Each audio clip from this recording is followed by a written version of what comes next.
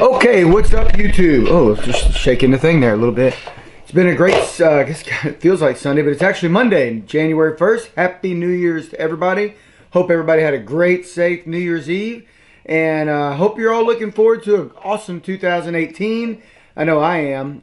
Posted my results today on Instagram, and I did pretty good. I lost just a little bit more than 30 pounds in 2017. And honestly, it would have been a lot better, but I had a lot of cheat days, which really for me turned out to be cheat weekends.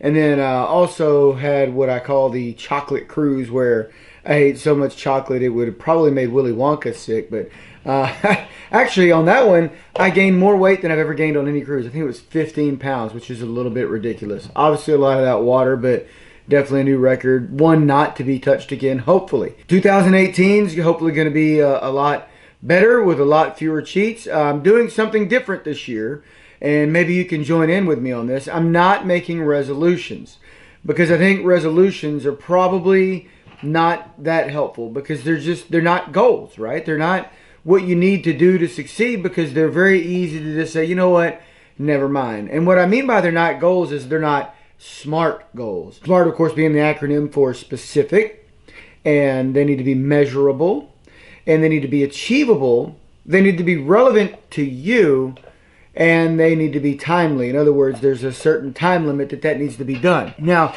another common mistake, oops, dropped my phone. Another common mistake that people make when they're setting their goals is they set them for things that are completely beyond their control. And let me give you an example for that. How many times have you set for yourself a goal to lose, I don't know, say 10 pounds in a month? Okay, that sounds reasonable.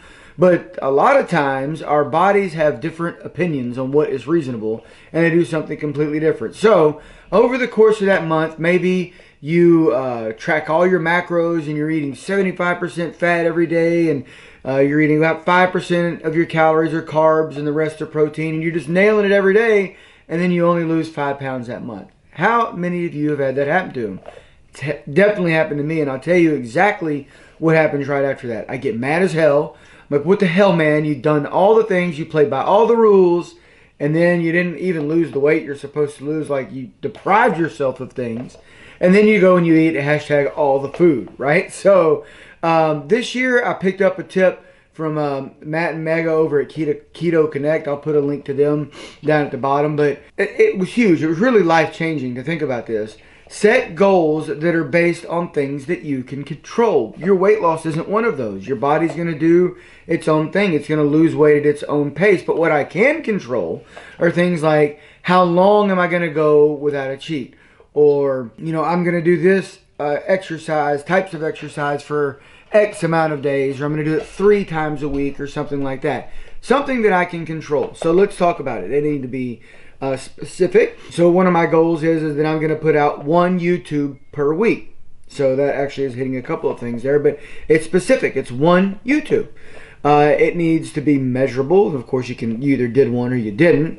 It needs to be achievable, and you know there is some work that goes into editing, but I think that 1 a week is definitely something I can do and fit into my schedule, being a full-time employee and dad and husband. And it needs to be relevant. It's relevant to me because A, I want to get better at video editing, but even more importantly, I think this is kind of morphed into an accountability deal for me, because, you know, if I'm going to go eat a piece of cake, I'm going to have to tell the internet about it. It's out there forever. So it's very helpful and it's relevant to me. So, and then it also needs to be timely. And in this case, I'm saying that it needs to be done once a week. So there's a time aspect to it. So those are my goals. One of my goals. Let me open it up. In fact, I thought I had already opened it, but I guess I didn't. I'm going to run through what my goals are, and maybe it can help you with some ideas. Again, we're not going to mess around with resolutions. We're going to set hard, fast goals that follow the SMART rules. So my first one, I just told you, I want to make 1 YouTube a week. My second one, I want to plan my YouTubes 3 months out. Lately, it seems like, all of these have really just been sort of random day in the life of Brandon Lambert. And honestly, not every one of my days are all that exciting. So I want to plan out some YouTubes in the future so that it can be relevant to you guys and maybe helpful. So I'll have different kinds of videos, maybe, you know, how to do keto or certain keto halls at different type stores, just all kinds of variety of different things. But I want to plan those out 3 months out so that I can sort of have them, you know, fit specific days, and I can really give some thought to them as opposed to just putting out random content.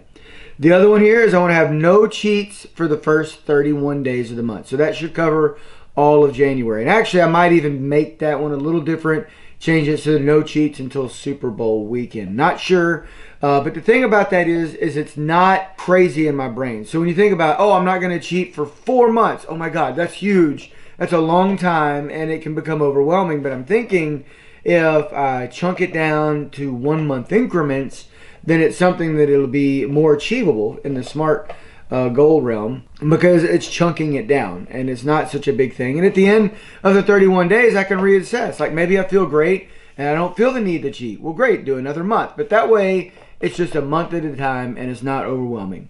The next one is I want to journal daily for 31 days. So that should also cover all of January.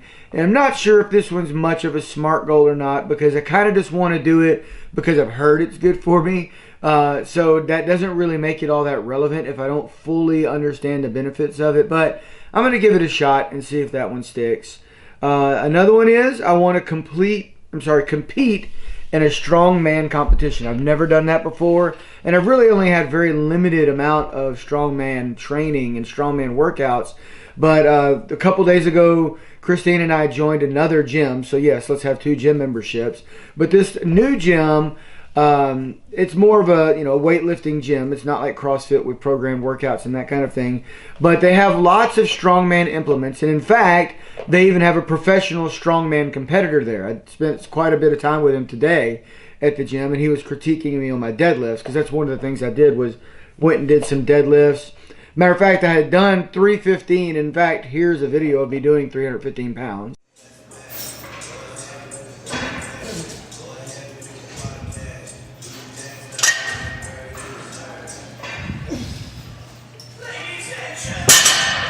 And you'll notice that when I did it sumo deadlift style. And he was telling me, well, first of all, you can't do them sumo deadlift style. And then after I did that, I switched over to regular. But then he also said, and you'll see it in these plates that are on there, because when he first started talking to me, I had rubber bumpers on there. He said, you know, in a strongman competition, you have to use metal plates. So you might as well start getting used to using them now, because they feel a little bit heavier. And by golly, do they ever feel heavier. Why is that?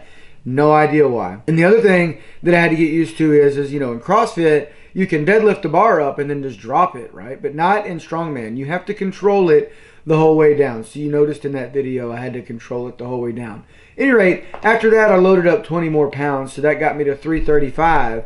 And I couldn't even get it off the ground. Well, the cool thing about being at this gym with the professional strongman there is that he made one small tweak to my form, you know, having me tense up and get my shoulders right before I even attempted to lift. And that one small tweak took me from not being able to get it off the ground to completing the lift at 335. Still not a lot. I'm sure a lot of you people out there in the interwebs can just make me look like a little girl on that lift, but you got to start somewhere, right, guys? So, at any rate, one of my goals is to compete in a strongman competition. He is encouraging me to sign up for one in April. The weights seem a little intimidating to me, but he said that I could totally get there in 4 months. So, you know, maybe I'll sign up for that. But he said there's competitions all year round. So, that's definitely one I should be able to get done. One is a very close one. I have the half marathon coming up in a couple weeks. And I have a goal to complete that in under 3 hours and not to walk the entire time. So I think I can do that. The last time I ran, it was like 10.5 miles, and I was doing the math, and it looked like that I should be able to get that done in under 3 hours. But of course, the additional couple of miles, you know, is going to be more fatigue. It might take a little longer. Another goal I have is to deadlift 400 pounds. So today I did 335. So that's a 65-pound difference. I think I should be able to get that done over the course of 365 days. So that to me seems achievable. It's definitely timely, and it's definitely measurable. I want to strength train, so lifting weights only, a minimum of 3 times a week. And then probably throw in some strongman event training 1 day a week.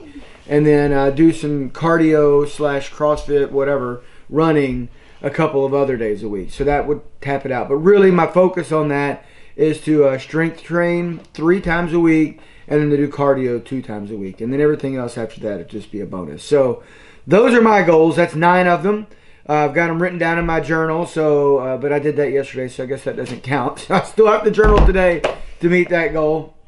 But I'm curious, you know, if you watch this and you make some goals for yourself in the new year, what are those goals? I'd like to hear them. So definitely put them down in the comments below. And if you'd like to keep seeing these videos, I appreciate your encouragement by giving me thumbs up and subscribing to the channel. That helps a lot.